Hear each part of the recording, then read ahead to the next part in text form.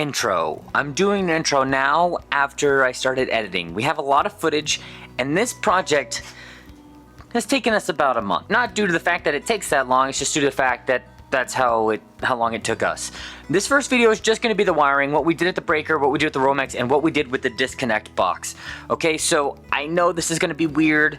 I'm going to try to break this up into a couple videos because it's all kind of spread out everywhere, but hopefully you guys enjoyed it. Thank you for watching. I'm thinking the second video is going to be the rest of it, right? The lines and the pavers and everything that we did to get the mini split installed, the head installation.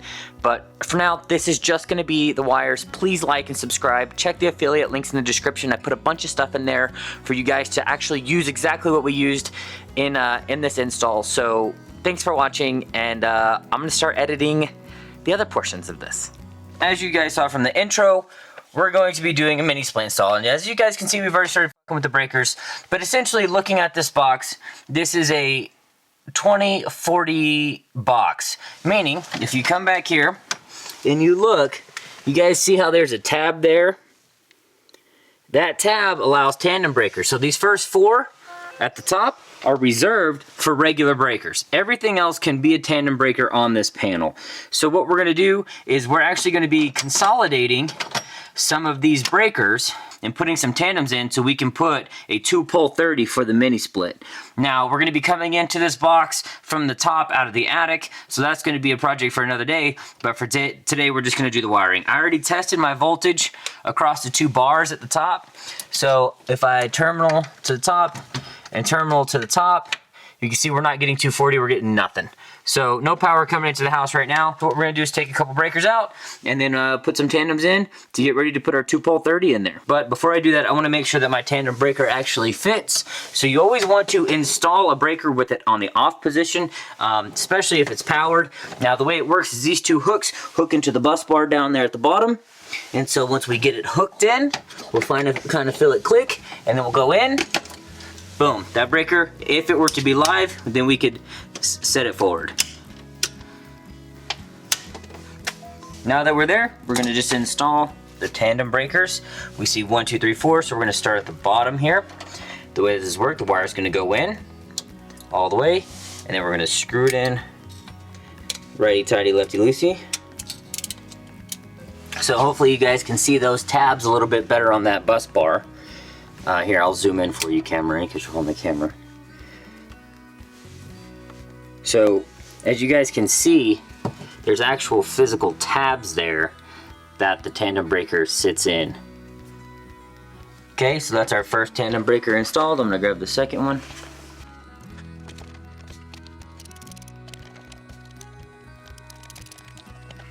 So I'm just going back through making sure my connections are tight.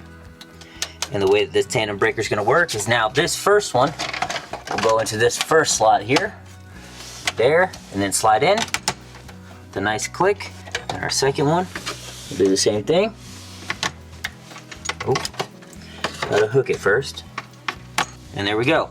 Now we have 4 lines coming off the same 2 breakers. Now what that's going to allow us to do is add our 30 amp breaker for the mini split, no problem. Now we don't have the wiring for the mini split just yet.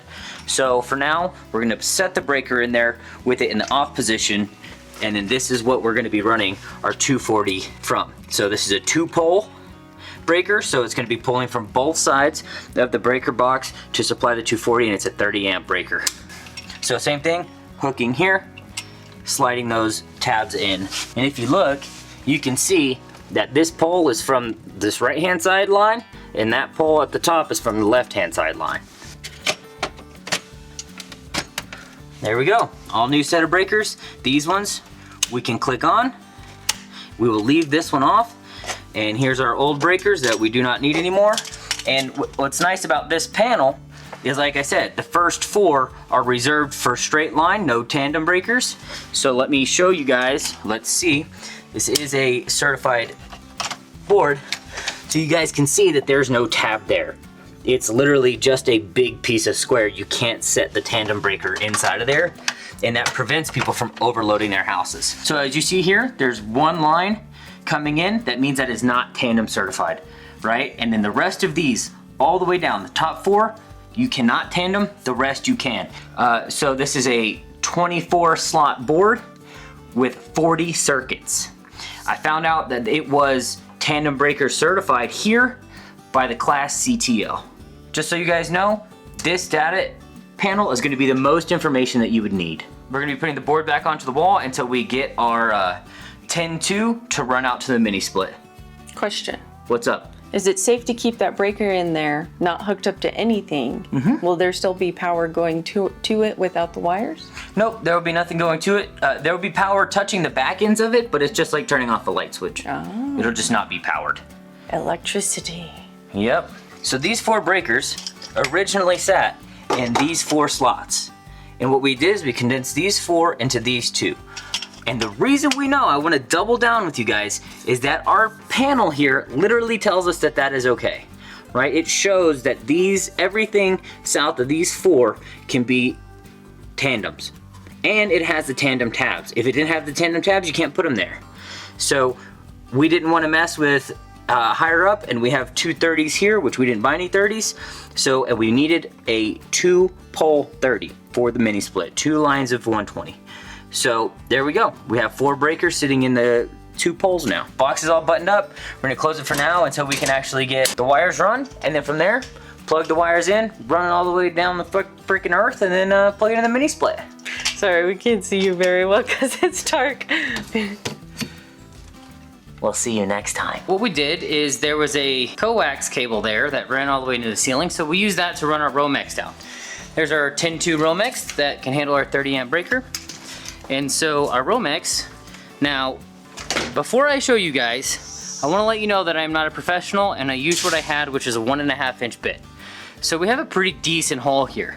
But if you notice, our stud is right there. So I measured perfectly to where we can mount our box perfectly on the stud.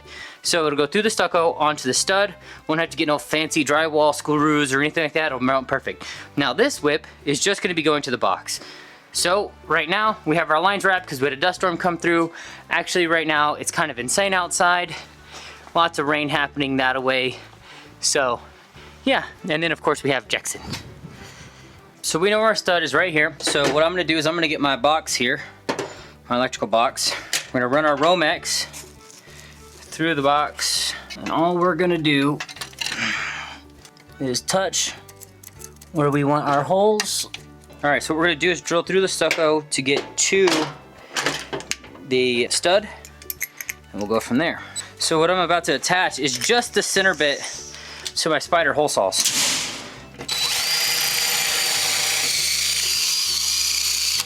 Stud there.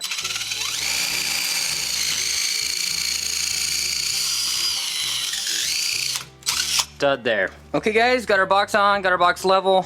So we have the ROMEX coming out of the house through a conduit protector, and I'm gonna try to do this so you guys can see. So I got my wire tool here. What I'm gonna do is run roughly where my line is going to be. We're gonna clip just below that. This wire is now trash. Now our ground is gonna be coming straight down into the middle, so we're gonna bend that line straight up. And I think about right there will be good. Clip that copper, that's our ground. So we got line 1, line 2. Now if you guys see here, we have line and load, right? So our line from the house goes to the outside, our load goes to the inside. I am not a professional electrician. I am not even an electrician. So this is just for funsies for YouTube, for you guys to see what we did on our mini split installation. Do not take what we're doing for fact, okay? Just letting you guys know. Just score it, slide her off. You don't have to go hard on these guys.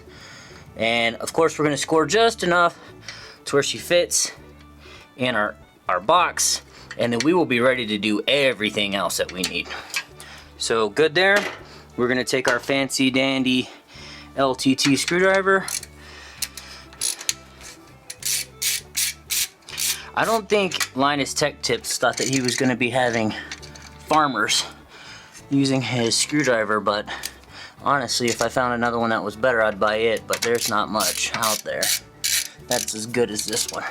So when you tighten these guys, you really need to cinch them down.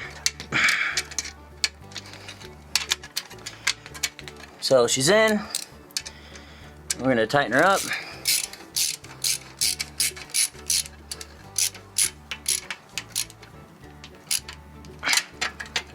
Okay, and finally for our ground, we will send her on the left-hand side and then do the ground for the mini split on the right-hand side.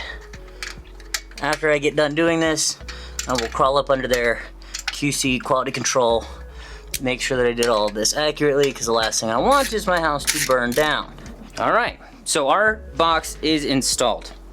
Now, I can put the plate on it, call it a day for now, until we get the mini split wiring ready.